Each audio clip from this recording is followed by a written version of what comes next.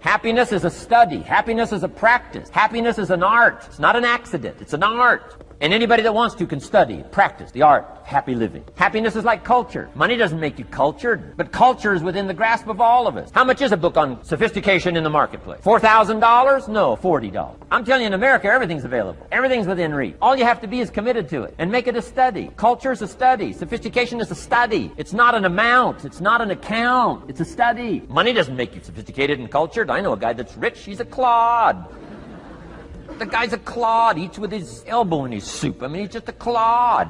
Nothing much more pitiful than a rich clod. I mean, it's a sad thing to see. Money doesn't make you sophisticated. Only study and practice makes you sophisticated. Only study and practice makes you cultured. And only study and practice makes you happy. Study and practice makes you rich. Key phrase, don't be lazy in learning. 1, how to do well. Next, how to live well. Don't be lazy in learning and practicing the art of economics, practicing the art of productivity, and practicing the art of lifestyle. Shove taught me in such simple terms. Shove said, Mr. Rohn, if you're getting your shoes shine. Shoe shine boy's done an exceptional job. You look down, you got one of the world's all-time great shine. And you pay him. Now, you got a little change in your hand. Question pops in your mind. Should I give him 1 quarter or 2 quarters as a tip from a neat shine? Here's what Shove said. If 2 amounts pop in your mind, always go for the higher amount and become the higher thinking person. That helped change my life. Here's what he said. Become a 2-quarter person. Now, you can tell that was a long time ago when a quarter was a good tip. Now it takes dollars, but just substitute 1992 dollars for quarters. Shove said, hey, if you are thinking 1 quarter or 2 quarters and you say, well, no, I'll just give him 1 quarter. He said, that'll affect you the rest of the day. The rest of the day, you'll look down, see this great shine, you'll say, I got to be really cheap. 1 lousy quarter, tip from a shine. But he said, if you'll go for the 2 quarters, Shove said, you can't believe the extra happiness you can buy for just an extra quarter. That's called studying and practicing the art of lifestyle, which means living well. Money doesn't make you happy. Father wads up a $20 bill, throws it at his son, and says, if you need the darn stuff that bad, take it, just get out of my face. How sad, a father with money and no joy. He studied economics, but he never studied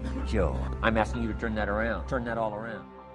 He said there's something in each and every one of them that waits and listens to the voice of the genuine in yourself. It will be perhaps the only guide you will ever have. And if you cannot hear it, all of your life, your days will be spent on the ends of strings that somebody else pulls. And I submit to you that you invested the time and money, go to the airport, fly across country. I suggest to you, some of you drove here. I suggest to you, you showed up because you said, I'm going to pull my own strings. I'm going to control my own life. Nobody will ever pull my strings again. Give yourselves a round of applause.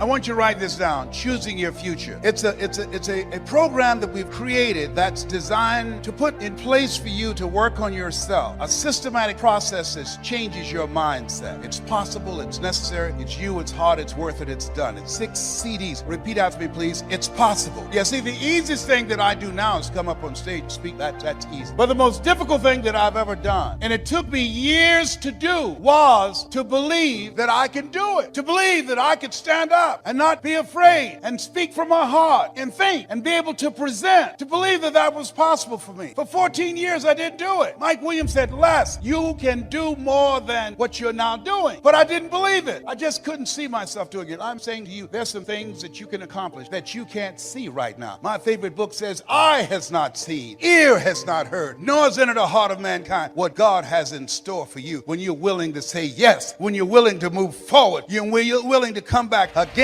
and again and again in pursuit of your dream. Life will respond. You'll discover some things about yourself. Mindset transformation is very important. Be ye not conformed to this world, be transformed by the renewing of your mind. You don't want to think like everybody else. You want uncommon thinking. Here's the other thing. Expand your skill set. This is the age of what the late Peter Drucker calls the era of the 3 C's. Accelerated change, overwhelming complexity, and tremendous competition. So you have to expand your skill set to stay ahead of technology and cheap labor abroad. When I was a kid, you got on an elevator, I was an elevator boy. What floor, please? We operated elevators manually. Then we're going through creative destruction. Somebody created an elevator that didn't require a person being there employed to close the door and take the people to the designated floor. When I was a kid, girls would say, what do you want to do when you become an adult? I want to be an operator, a long-distance operator. Years ago, when you made a long-distance call, you had to call a long-distance operator. Then somebody created technology that you can dial direct. Am I making this up? Anybody remember you used that call a long-distance assistant operator. It's called creative destruction. Somebody created technology that we don't have to do that anymore. So today, what multi-level marketing does allow you to secure your future, to stay ahead of technology and cheap labor abroad. You can hire a PhD or an MBA in the Philippines or India for $2.60 an hour. So what you're doing is you're staying ahead of the game because we're going through continuously creative destruction. Think about Mr. Washington. Young man, yes, sir. What do you want to do with your life? I want to buy my mother a home, sir. I want to take care of my mother. You do? Yes, sir. I want to make my mother proud. How can you say you want to make your mother proud and you were in the dean's office the other day for fighting? Sir, they call me DT, the dumb twin. So you're going to fight them? Yes, sir. Why, Brown? Why? Anger is the wind that blows out the lamp of the mind. How do I get even, sir? Tell me. They pick on me all the time because it takes me longer to learn things than others. I'm not like my sister at the University of Miami. I'm not like my brother. They always compare me to him. Ms. Brown, you want to get even? Yes, sir. I said, you have a good memory, young man. Yes, sir, I do. So I do, sir. Remember these words by Frank Sinatra. The best revenge is massive success.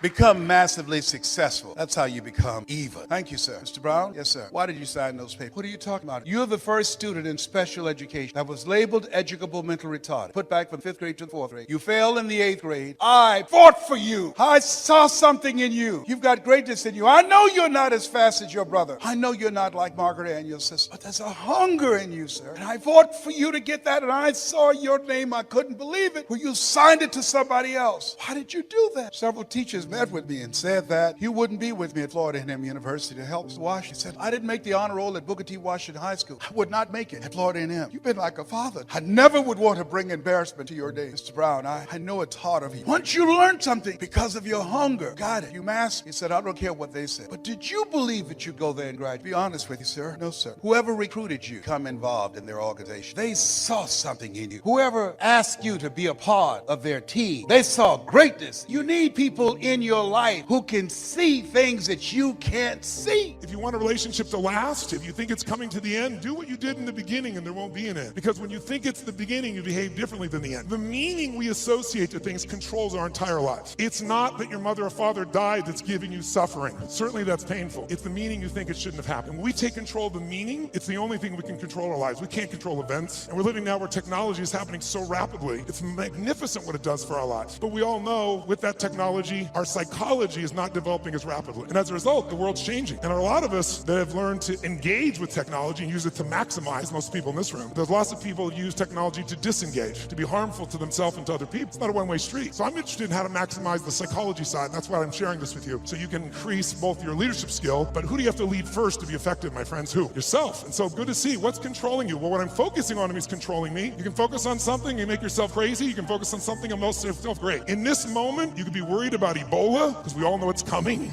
People are freaked out all over the world. 36,000 people die a year of flu, and the whole world is focused on Ebola. Because the news is not designed to inform you, it is designed to startle you, because that's how you sell things. So if you let someone else take control of your focus, your life will be in someone else's hands. So first decision is what you're gonna focus, second meaning. My father that day focused on he had to take care of his family, and the meaning was, I know what it was because he said it out loud, that I'm worthless. Now when you come up with a meaning, it produces an emotion. And if you and I wanna look at the quality of our life, there's only a way to find it. One way really, that's real. How do you feel every day? If every day of your life you got $1 billion and every day you feel guilty or angry, by the way, nothing worse than an angry rich man or woman, isn't there? You just want to slap them, don't you? How do you have the right to be angry? They find a way. But if you got $1 billion and you're angry and you're pissed off and you're guilty all the time, what is the quality of your life? Angry, pissed off, and guilty. If you have nothing, I live in Fiji a portion of the time. I have a home there and a resort there and kind of 2 families of villages there that I interact with the last 25 years. And when you go to Fiji and you walk down the street or you drive by, people jump up and they yell, bula, bula, bula, which means welcome, be happy, we love you. And you drive by 5 minutes later and they jump up, bula, bula, bula. And you're going like, what drugs are they taking? No one's paying them, but they're so happy. They're in such a different state. They've learned to focus on something else and come up with a different meaning for life. But if the meaning is it's the end, if the meaning is that you're dissing me, if the meaning is you don't care, whatever meaning we come up with, that affects the third decision, which is what am I gonna do? And what people do is based on the meaning, since the meaning creates emotion, right? You can be miserable no matter what you have, and you can be euphoric having nothing. We all know it's true. In fact, is it it possible to learn to let, for example, all hell could be breaking loose around you, and you could just be sitting in a chair in this centered space, all hell breaking loose, and you could still feel great? Is that possible? Yes or no? Yes or no? Sure, but you and I live in a Western culture. Well, if you sit and bliss out, people come and take your furniture. So we have to be good at not only controlling the internal world, but our external world. And that's shaped by what we do. And what people do is based on their emotions and also their role models.